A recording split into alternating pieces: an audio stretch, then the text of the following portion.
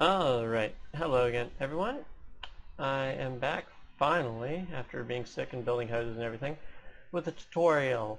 Um, I did a survey, a few of you responded. I know most of you didn't watch the video, that's completely understandable. I don't really care. But in this video there will be a description for a survey about my tutorials. I know a lot of people don't like doing surveys, myself included, but it does help me figure out what you guys want, how you guys want content prepared, etc., etc. There were some really good suggestions, and I will certainly be taking those into account. A lot of them said slow down and stop talking so fast, prepare your tutorials more. I will do that now. I have more time on my hands. I am not busy with school and huge projects that I have no idea how to finish, but right now I am good. I'm slowing down. I'm just working on junk. And yeah, so this tutorial will be, it was a kind of requested one, will be a pipeline, texturing pipeline tutorial, how to get from your models to your final in-game import. So it'll be a low poly texturing and modeling and texturing pipeline tutorial. So I will go over modeling stuff in low poly. I was going to start off with a small box, but I decided those were too easy and those really didn't show you many techniques with low poly modeling. So I will do a crate instead. That will show you a few more techniques of how I kind of make deformations and fake stuff because you don't have many polygons to work with, as you can see in a low poly situation. Then we'll go into unwrapping each thing, so going from just the model to flattening out your UVs and getting something you can texture on. From there on, we'll go at a max and go into Photoshop and use its 3D tool. If you don't have its 3D tool, don't really worry about it. It's just simpler for some reasons. So if you don't have Photoshop, CS6, because that's the only time 3D actually was any good. If you don't have that, don't worry. I'll show you how to also do it in Max. It'll just take a bit longer for you guys. Well, you have to switch between two programs instead of just switching between two windows. And then from there on, we will go from Photoshop into Crazy Bump, which is a nice little tool handy for creating bump maps and specular maps from your diffuse textures that we will create in Photoshop. So without further ado, let's get to modeling our crate. And let's go to reset. Yes. So first I will go over the scales that you'll work in. I work in decimal inches. Pretty standard for me. I do a lot of architectural stuff and I like doing that. Inches is everything in architecture. There's no meters, nothing like that. It's silly. There's also game engine standard things. For CryEngine, I worked with that a lot. It was all in meters. You had to make it in meters or it would crap out on you and it would hate you. Well, it wouldn't really crap out on you. It would just look weird when you imported it. You also have a weird baseless unit both in Unity and UDK, as well as Skyrim's Creation Kit. It has a weird baseless unit. I did a few models for that, or GEC or whatever they call it. Anyways, so those are the baseless units, and then there's meters and stuff. Really, you don't need to worry about that max because of the X-form modifier that I will show you guys later. This is beautiful just make sure that your models are all in relative to themselves. So your characters aren't too big comparatively to your houses, or your other things aren't too big comparatively to your other things. And I would try to think of like doors to houses or characters to cars, stuff like that. Make sure all your modeling is done in the same units, because if you need to scale it up, then you can just scale everything up with the X-form modifier. We're really lucky here is because we're creating static objects. We don't have to worry about a rig being properly set up. So if you're doing something animated, that is much more important that you be in the correct scale from the get-go. Static objects, you get a lot more leeway because you don't have to worry about deformations, rigging, and animations that your animator will hate you if they have to redo. So let's just say in decimal standard inches because it is the best for me to work in since I understand the best, even though I'm Canadian. And let's start modeling the crate. So first what we're going to do is create a little box. These will be the wood planks that will make up the sides of our box. And it will be 2.5 inches in length, 18 inches in width, and 0.75 inches in height. I know it looks weird. I am going to rotate it, and you can say, well, why didn't you just go 0.75 length and 2.5 height? Really, I don't like that. That was the only reason. You can do whatever you want as long as the dimensions are the same. Next, what we're going to do is make sure that the length and width segments are 2 and 4. As you can see, there's now a few more areas to pull this around. You can ask, why am I doing this right now? Because they're not really going to move and you don't need that yet. However, I will show you later on why I do this. So we're going to rotate this up 90 degrees so it's vertical and move it up into here. There we go. And now what we're going to do is duplicate it up twice over. 1, 2, giving us a three height crate. I'll just call it 3 height because really it's height of 3 of these. Overall it's probably around 12 inches. Now what we're going to do is create out the other side of the crate. So we're just going to take all of these and move them back. Now what you can notice is I'm not instancing these. I am copying these. This is because I want each of these to be unique in their own way because of what I did with these extra subdivisions for a bit more detail. Now what I will be doing is rotating these, and we have sort of our crate set up. Actually, I will delete that. Rotate these 3. So rotate, holding down the shift key brings up the clone window. Move these over in between the halfway point and bring down the R key just to nicely slide those in right there, trying to line them up in the middle. As I said, because you are the artist and these are static meshes and you really have no one else you have to answer to except like maybe your level designer or something, you do not have to worry too much about how it looks in terms of how it fits together, because this is static mesh. This whole object will move as one. You as the artist get last say in how it's made. So we got all that done nicely like that. Next, what we are going to do is create the bottom of it. So we're going to take these 3 again, rotate it out a bit, drop it down, and move it in just a little bit. So it'll be nicely in the center of everything. You can turn on snapping by pressing the S key and just snap it to the vertices or the grip points or however you want to do it. However, I really don't use the snapping tool. Actually, I use it a lot, but for this it doesn't matter too much as long as it is in the center. I'm going to use the snapping tool, funnily enough, right now just to snap it to the center. And I don't want a lot of things on the bottom, so I'm just going to do that. And do 3 overall like I had before. And just scale them up. Because I didn't want all 4 of them down there. I like that better as the bottom of a crate look. So that will be the bottom. Next, what we're going to do is make a box. And the box is going to be, there we go, drag it out, 6 by 20 by 0.75 again. Now you're understanding why these are bigger, because I only want 2 of these at the top. As well, I want the top to cover it, not be inset into it, and you'll see what I mean really quickly. So just slide it over top like that. And as you can see, there is a bit of excess on the edges, just like how I wanted the box to look. Duplicate it out once more like that, as well with the, with the extra subdivisions. This will allow us for a bit of deformations after the fact that it's all textured and nice. So the problem with 3D models in games is they're too perfect. You would never have, or the bad ones, well, not the bad ones, but the not good ones, don't have any deformations to it, don't have any swaying, don't have any bowing of the wood, don't have any cracks in it and everything like that.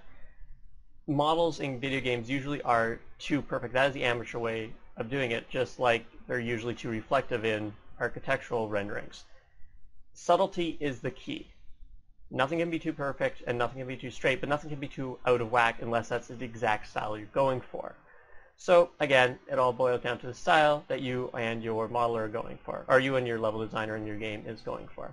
So next what we're going to do is create the corners for this. It'll start from another box, and we'll bring it up. And it will be 1.5 by 1.5 by 8. I can't even type 0.25. So as you can see, due to my measurements of my other ones, I copied these ones up a bit too far. And that's an easy fix. You can just select all these boxes and drop them down a bit. So what we're going for is that top of the corner to be perfectly in line with the top of this crate. And we'll just move down just a touch. And there we go. We don't want it exactly in line, because a lot of times when we put it together, that will mean the 2 vertices will lie on the same plane. And that will never really work. They'll always throw errors in your OBJ exports and your Crytek exports and all those exports. Next, what we're going to do is just put your length and width segments down to 0 and bring this in to around here. That's not in final position yet, however, it is good for right now. So really, another thing about your 3D models need is detail, because detail is the key to everything.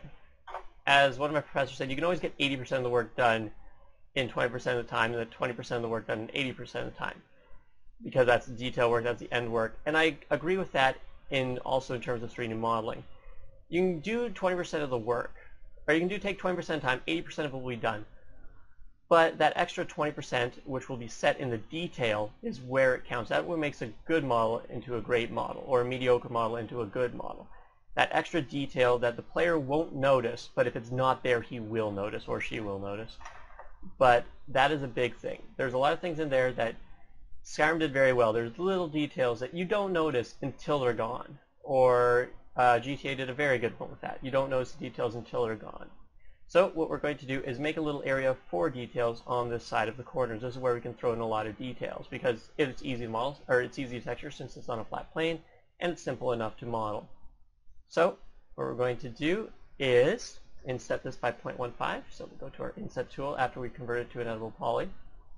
0.15.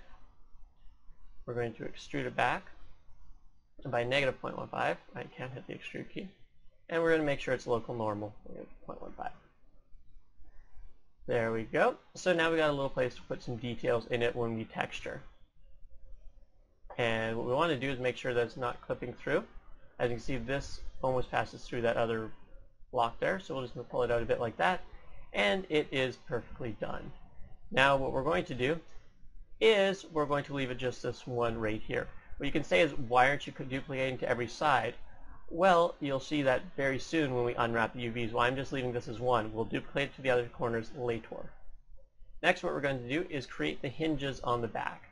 Now, first we need to move these down so they just sit right on top of it, like that. And the hinges, since this is a box and you'll probably be looking at it from about this far away, you won't notice too much in the detail of the hinges. However, you do need to know that they're there.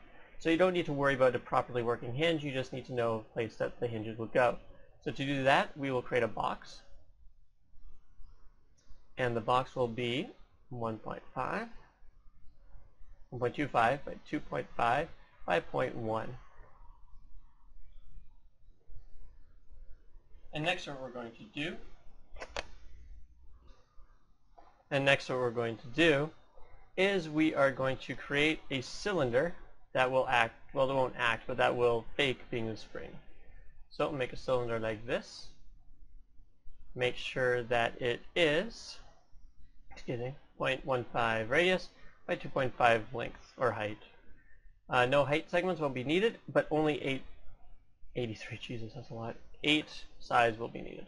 Now this is just to do some very easy, easy hinge that looks realistic, especially when it's free texture it, as well as keeping the poly count low. So as well, we're going to convert this to an editable poly and delete out all the polygons we do not need. So these 3 will just go disappear. As well, with the hinge, since the hinge is seen from the other side, the hinge is seen from the other side, this side of the hinge is seen from the other side, we will leave them there as it isn't too many polygons. It's only 8, so we can survive with that. So next what we're going to do is attach these 2 things together and move them into position. We'll go click on this one, hit attach, click on the box of the hinge, of the swinge, and move it into position. Rotating at 90 degrees back, moving it over, and dropping it down right into position like that. And it looks like a pretty simple hinge. Use these subdivisions that we have and move them into position, just for references. Next, what we are going to do is we are going to make the latch at the front of it. So we are going to start off with the cylinder, and this will be kind of the bottom half where the latch will clasp into, or where the lock can flip around on. clamp around on. And the cylinder will be 0.1 radius by 1.5 height, and again only 8 sides. But as well, we need 8 height segments because this needs to be moved around and bent around a z-axis that it has. To do this, what we're going to do is make a bend on it. So we'll go to a bend modifier, and the angle will be 180. And there you go. You can see it's bent nicely like that. You can change the direction to make it easier for us right later, but for us it really doesn't matter too much because we're just going to rotate it like that and like that, so it will nicely sit into our area. And just pull it up in there and center it out with using snapping tool. We'll go into our center subdivision we have there, and we'll move it down just a touch like that. So there we go. We have a latch portion ready. We're going to pull it in just a bit through so you can see that you won't be able to see the edge of the latch. Convert it to an editable poly, and because you'll never see these polygons on this side, you can just delete these ones out easily if I could actually select them. So select these polygons and delete them. Next, what we're going to do is create the backplate for the latch. So we'll make a box that is going to be 1.5 by 1.5. Just dragging it out. But length 1.5 by 1.5, and the height will be 0.05. Now what we want to do is take out these height and length segments because we do not need them, and we'll move this up in behind this model that we have here, this cylinder that we have here. So we'll move it around and set it up right onto the top, right in the center. And there we go. Something like that. Now we'll pull it back into position and let it sit right over top of the latch like this. Unlike the hinges, this side will never be seen from another view, so we'll convert this to another poly and delete out this back plate because we do not need it. Next, what we're going to do is take these vertices and scale them in just to give itself a bit more of an interesting look, because everything's very boxy right now, and that's another problem crates have. Everything seems very boxy. I'm just going to save this quickly out. So excuse me while I do this. Holy Lord. Texturing pipeline. Oh, crate. Hey, look, you see my trial crate one. There we go. So next what we're going to do is create the latch plate that goes at the top that will be used for the hole around this latch. So what we're going to do is create a box. Sorry, I was clicking in before where I couldn't see it. Zoom in on it. And this box will be 2.75 by 1.5 by 0.1. Now this is the look of, move it up. This looks very boxy for a latch. However, this is just the outside part of it, so we can use it to nicely make something around this latch and then use it later. Geez, I should talk better English.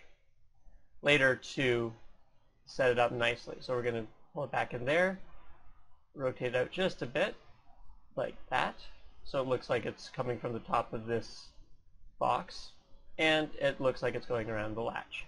That's later for us to rotate it in. It's just making sure that the positioning is right. What we're going to do, though, is we need to create the hole that the cylinder will go through, so we'll select that edge, convert it to an editable poly, select that edge, ring around the edges, connect them up, and use 2 connections, and pull it back into about 30. You can also use the Swift Loop tool by putting in loops like that. I don't like using this. It just inserts an edge loop the same way, but you don't have the same control over it as much as you do by ringing around loops, or ringing around edges and converting them into a edge selection and placing them in the exact position that you want. So we'll ring around, and what we're going to do is just make a box of edge loops around this latch that we see here. So after we've done that, we're going to select both the front and back of this, and I'm going to have to hit F3 to give me my wireframe view, and bridge these across each other. As you can see, now we have a little hole that our latch goes through. So all we have to do is make this look more visually appealing. By doing that, we'll just scale in these top bits a bit. We'll scale in these sides, but we don't want to scale in where this is, the latch is. And we will also pull in the bottom ones a bit. So it gives it a nice little, I don't know, nice little diamond look. And we're going to rotate this back a bit, move it back into position, and there we go. We have a quick little latch that looks like it's a bit more interesting than if it was just a box. So what we're going to do now is set up for the UVing. Now this is a bit more difficult, but it's necessary. So what we're going to do is select everything here, click on this color swatch, create all the black. Now hit the M button for the materials, make a new standard material, and just keep it the gray, doesn't really matter, apply it to that. So what we did here was we made it so our wireframe will be black, but it will be gray on top. This will just make it easier for us to see in the UV editor our edges that we will be using. Excuse me, I was drinking some water. So next what we're going to do is we are going to attach all of these polygons to one object. So it really doesn't matter where you start because you're going to convert your name and your pivot point at the very end. So we'll just attach everything. So we'll convert this to an editable poly, go to our attach button, and just start attaching everything, making sure that you select every single object you have. And then you select that, select the top. An easy way to make sure you have every single object selected is you right click to end the attach tool phase. You move around your object, and if there is anything there, you know what it is. You can select it, you can check what it is, and then you can make a selection set from it. But I got everything, so it doesn't really matter right now. So we have everything selected. You can still notice that we only have one corner on this. This is still intentional. Now we can select every object that we made with just using the element select mode, and I want to move this up just a bit so it's more even between the two. Something like that. Now what we're going to do is delete all the hidden polygons. So there's probably a lot of hidden polygons that we missed and that you won't see. As I said, the hinge you can see from the inside, but it's so dark and the ambient occlusion will make it so dark that we don't need them anymore. We didn't need them in the first place. So we can select them, zoom in, select all of these back polygons. Make sure you're selecting ones behind, that's going to be difficult to hit, select the ones behind the object like that. We don't need these. We do need this one still. And select, and there we go, deselect that. So we have that, and we can delete that.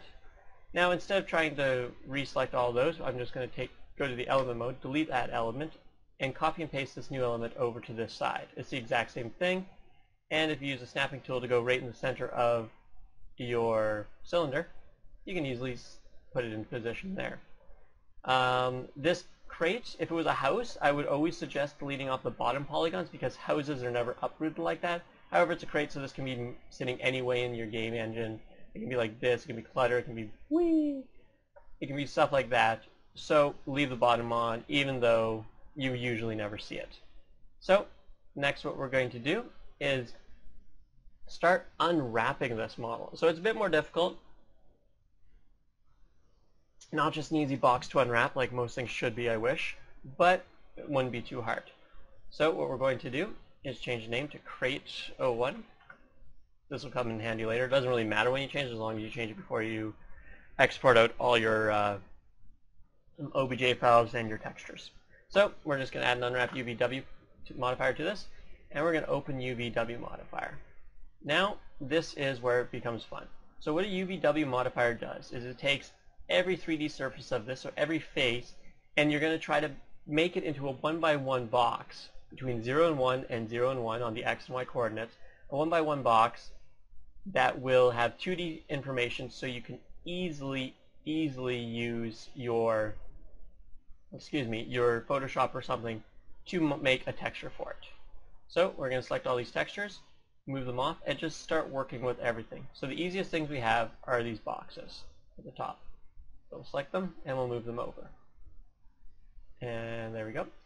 So those are two things that we can unwrap together. Next what we're going to have is the front, the back, the front and the back. Those are always the same size. Every one of these is the same size. We know that for a fact. So we'll select, we'll select it and we'll expand selection to seams. Sorry, I forgot about that. Just so habitual to me right now. So we select a face, expand selection to seams, and then usually with elements, the way we built this model is each element is the seams of its element. So we can just expand these selection to seams and move those off to the edge. There we go. Next what we're going to do is these models, because these are all the same size. All our edges are the same size. I guess edges of the box. Or sides of the box are the same size. And the back right here. So we got those. I can't remember which one these are. Okay, those are those ones. Move those over. And this is a very boring part of it, but this is just setting up so we can start unwrapping very easily. Next what we're going to do is do the whole bottom. And that will be done like that. So the rest of what we have here is we have the hinges and the latches. However, you can see that, and the corner. You can see that the hinges and latches are much smaller in comparison, but it doesn't really matter. You should just wrap them the exact same way. These elements are right there. The hinge is right there. And this hinge is right here. There we go. What we have left now is the latch at the front and the corner. So I'm going to select the corner, move it off by its own, and nothing really looks like it. And we are going to select this one and move them off by their own. And that is the end of the latch plate. Perfect. So what we're going to do is, now that we have everything very nicely set up for unwrapping, because we have everything made into its own little area of which they are. So these are the front, this is the back, these are the top ones, these are the side ones. We can easily just select this entire set. This usually only works for boxes though. Go mapping, unfold mapping, use the walk to closest place and normalize the clusters. And as you can see, we have everything unfolded right here. But I really don't like this unfolding method because it has this gigantic loss of space. Because you can see there is a 1 by 1, 2, 3, 4, 5, 6 unit loss of space. We don't want that much space. So we're going to move this, break all those off down here. Since they're all the exact same box because we copied and pasted them, this will always, I put it on the wrong side. Yeah. So we'll use that. We'll rotate the UVs around. Select the same ones. Use this weld all selected seams. It'll weld them all. And we'll use this on all these. And this on all these. Now, I know what I did was really fast for you, so I will go over it really quickly. Relax and face angles. So now what we have is an entirely unwrapped box. So this box is now shown in this way, that this is the unwrapped section. You can also see on your map that these are your seams of your texture. So when you're texturing it, this is the edge of your texture. You see the green is your seams, just because that's how default max is. Green is seams, map seams. So what we're trying to do is we're trying to make these seams in the least obtrusive position possible, so you can't see the seams in your texture. No matter how good of a texture artist you are, you will have seams.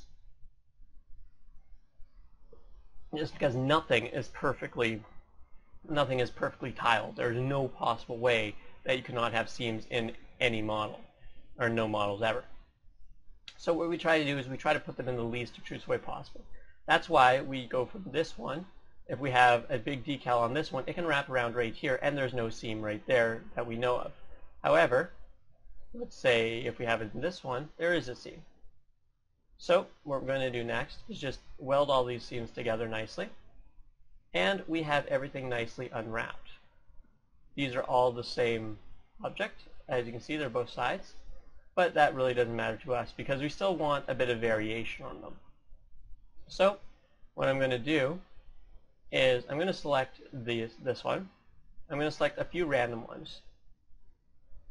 And those random ones we're going to separate out to. So if I undo that, let's say we want a bit of variation, because right now these are all stacked on top of one another. And that's perfectly fine. That is a beautiful way to make sure that your textures have a larger detail, because it takes up less space in your texture map, or in your in your texture map. So what you want to do is you want to overlap some things where you can get away with it. However, you don't want to overlap all of these, because if they all have the exact same wood look on the side, it looks kind of funky. So what you want to do is kind of break it up. So we'll say the middle one on this one will have a different texture because it won't be overlapping. the top one on this one will have another different texture because it won't be overlapping, as well as the bottom one on this one will have the same texture as the top.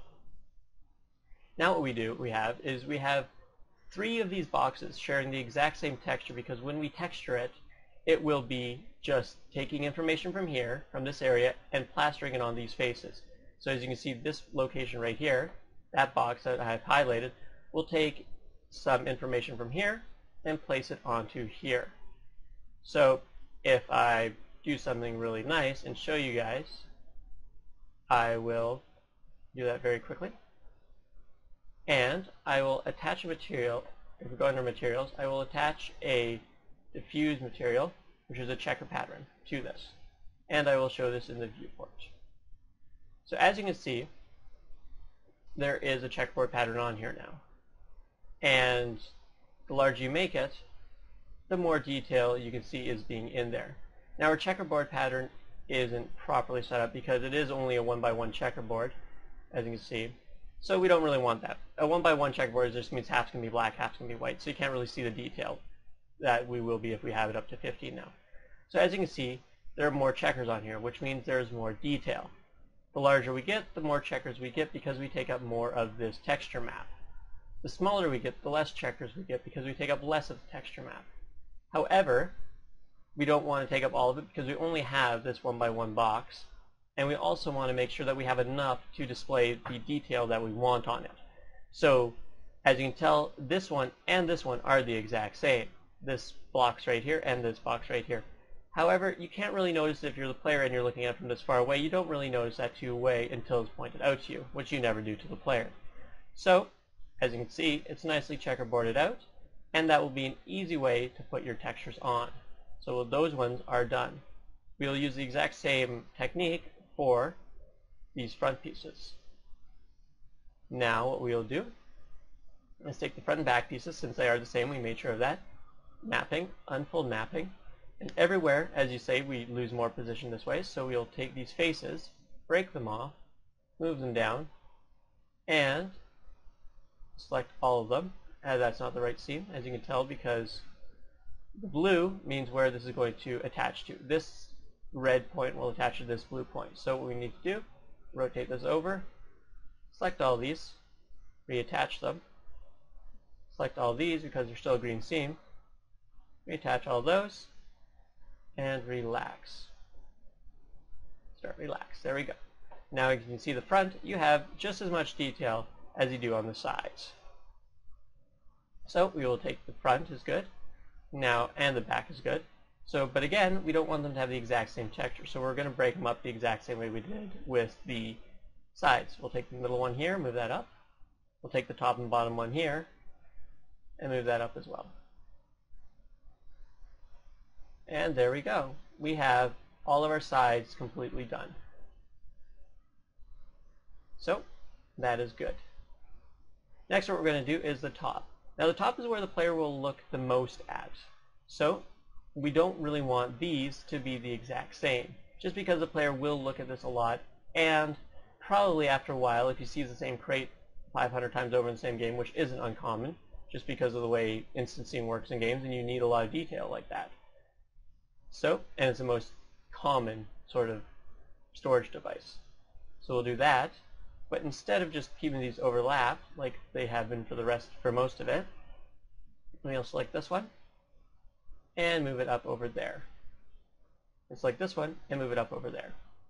And there you go. That is a nice little way of showing that they're going to be different. So you have a bit of extra detail that you can put, like a logo on this one, but the logo won't be on this one, or something like that. Next, what we're going to do is work on the corner. Oh, no, we're working on the bottom, because those haven't been done yet. So unfold the mapping, bring it down here, and this one didn't unfold very nicely, because what we did is we selected too many of them, I guess.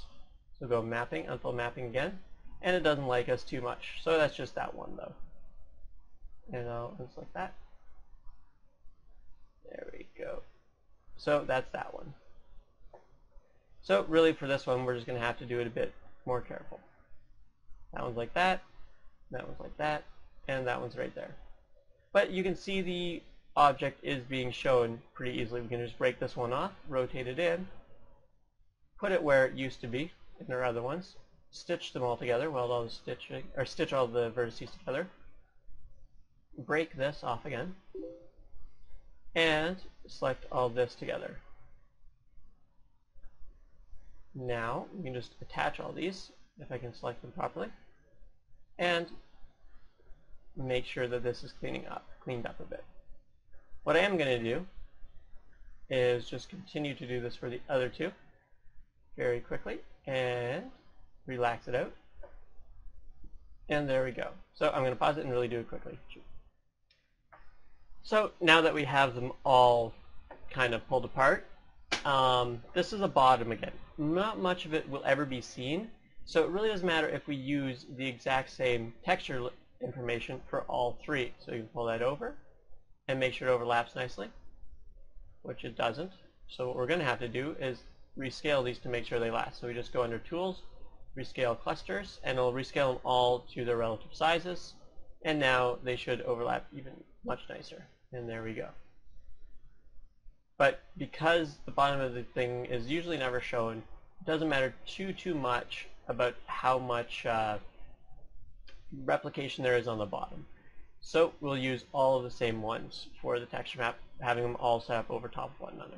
Next, what's going to be is the corner. Now this is where we wanted to put detail. We have this corner for the sole intent of putting detail on. So we want to unwrap it with that intent in mind. So what we're going to do is use this seam tool, or this edge tool, select the edges around here, and create our own seams so we can easily break this apart. So select all those seams, use the Convert Edge Selection to Seam, then expand our selection to seam, which is these two ones here, break that off, and unfold those two. So that just gives us two nice little, easy to work with boxes. As you can see, there's much more detail on here because of the size of the checkerboard. This detail right here would be the exact same amount of pixel information on our texture map as this detail right here. We won't be using it right now like that, but it is our intention to have a lot of detail on this corner. So next what we're going to do is select the rest of these by just selecting the polygons like that. Select these three polygons. I can actually select them. And breaking those off. Break. Now we will just use the Relax tool to relax them out and see how they work. So we'll close that out. Use the W tool to move. For some reason my tool isn't moving properly. Sometimes it lags out like that, so just you can select vertex and then face again, or just little things like that. Now, as you can see, these are the ones that will attach to this side. However, it's kind of backwards, so we'll break those two off, move this around, pull that over to the edge, and use these to nicely match up with this. We'll use these as well to nicely match up with this side.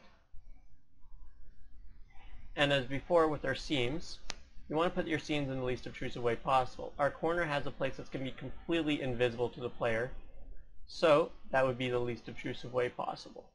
We're just going to relax these out to ease it out like that, and then use this tool, plug that in, stitch the edges to average, or you can use the vertice one that I've shown you before, and start to relax. So there we have our edge.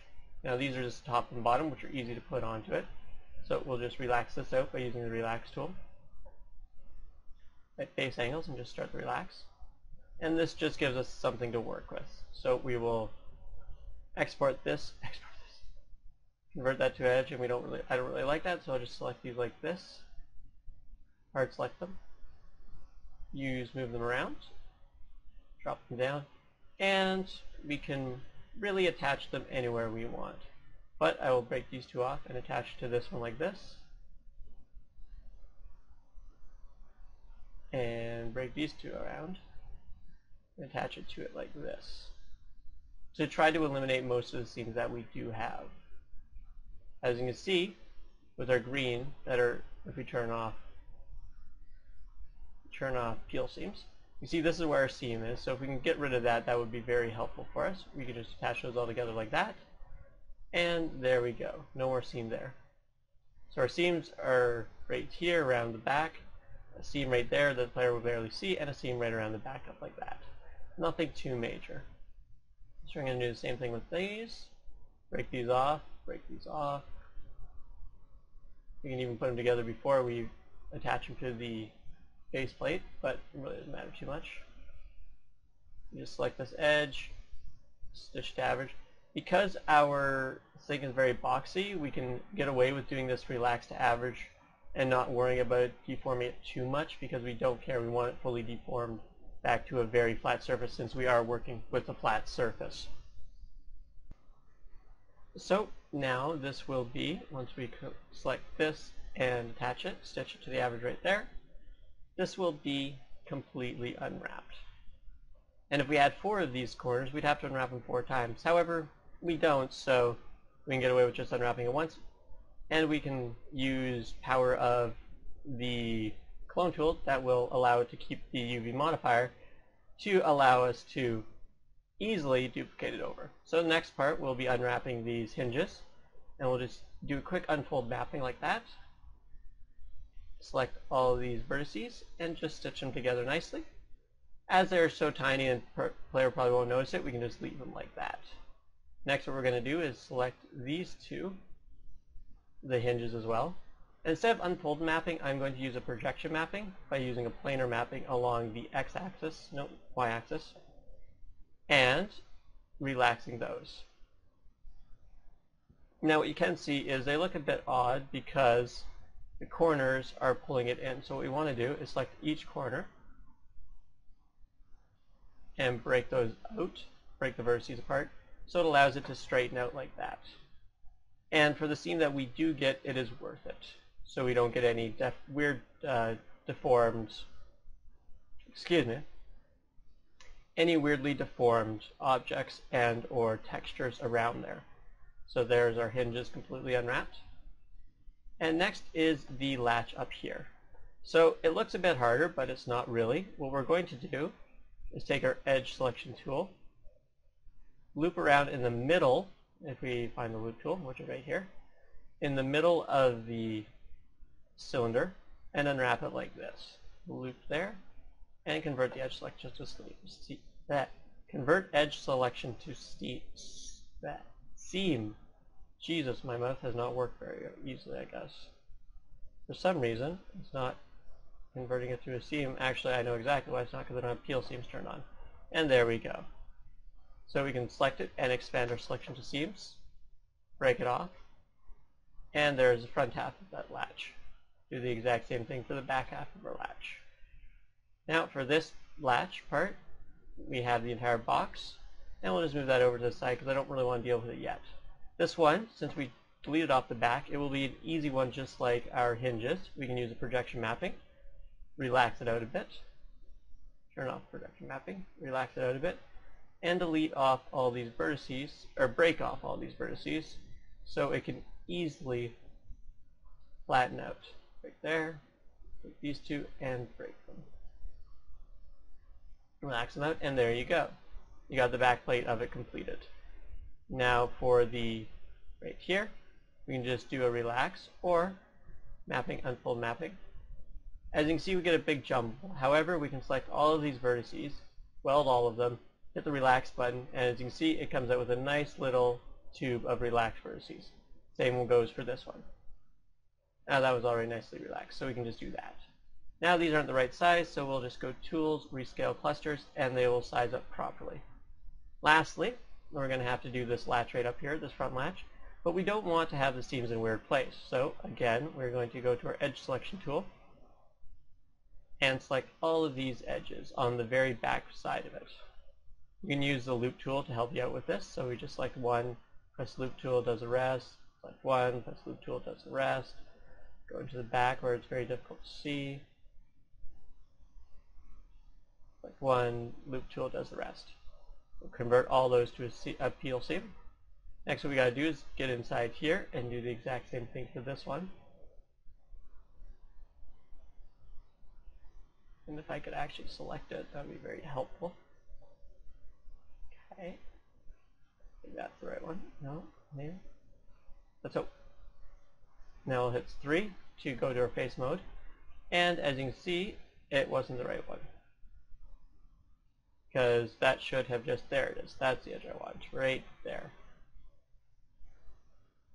Because it'll only expand it to the seams and the back won't be touched, as like that. So break this off, relax it out, and as you can see, there are our things, but I don't really like that, so I'm going to use a planar mapping and relax that out. And then, just do what I did for everything else, break off the corners to allow our UV to flatten out even more, like that. Lastly, we're going to have the back plate of this, flatten it out, relax it out a bit, and there we go. Everything is now unwrapped. However, we have not packed it up yet into this 1x1 box, but everything is unwrapped. Firstly, we don't want to pack it up yet because we need to duplicate out this corner so we can see our unwrapped UV on every corner. So what we're going to do is convert this to an editable poly, and Max keeps any UV information unless you overwrite it inside the polygon itself, or the element itself. So we can just duplicate this out, rotate it about 90 degrees, and make sure that it's in the proper position. Like that, and like that. A bit more out this way. And there we go. We got that rotated out properly. And we can just copy and paste this one all the way over here. Rotate it. Move it over a bit more. Move this one all the way down there. Rotate it. Pull it further down. And there we go. Up like that. And there we go. So those are all of our corners duplicated out. Now what we can do is add another Unwrap UVW modifier. And as you can see, when we select our corner piece right here, it selects all of them because each of these corners have kept the information of their unwrapping and where their placement of their UVs are, and left it in the information box. So we don't want each of these corners to be the same, so we'll have two opposite ones be the same as the other two opposite ones, giving us a nice little fake detail look. And now we will just pack these UVs in nicely so we can see where the detail will be going. So the bigger the squares are, that will be really the less detail, and the smaller squares are, the more detail there will be there. So since we want the corners to have a lot of detail, these will be much larger. And since we wanted the hinges and everything else to have less detail, these will be smaller. So what we can do is pack things that we know will be smaller together in a box, and then you move that entire box around. So the hinges and the latch itself will be smaller. So we'll just go under Tools, Pack UVs, and I want to pack it with 0.005 padding, so there's less padding, and rotate clusters if the program finds it necessary to help it pack up. And I really didn't like what they rotated, but it does make it easier to pack up, as you can see. So there we go. It is all packed up nicely into a box. I really don't like this being away from its counterpart, so I'll just put it right there, just next to its counterpart, so it would be easier to texture and know where it is. What we can also do is, since these are going to be the exact same, we can just select this one, duplicate it over like that, as well as select this hinge, slide it over, slide this UV over here like that, and we made more room that we can have for more detail on other things. And there we go. Those are our hinges and other stuff all nicely packed together. Next, what we want to do is the high detail things. The corners and the top is what we wanted high detail. So we'll select all those. Tools, Pack UVs. And this will make the corners, again, farther apart from each other. But we can easily change that by just pulling them over top of one another. I don't really like the size of the corners to the tops, so what I am going to do is just scale these down a bit. And that allows us, if I can properly select them all, that allows us to scale these ones up just a bit, because I want more detail on the corners for some reason, since that's where I want the detail. And we will move these, and then these will all be unwrapped nicely in relationship to themselves.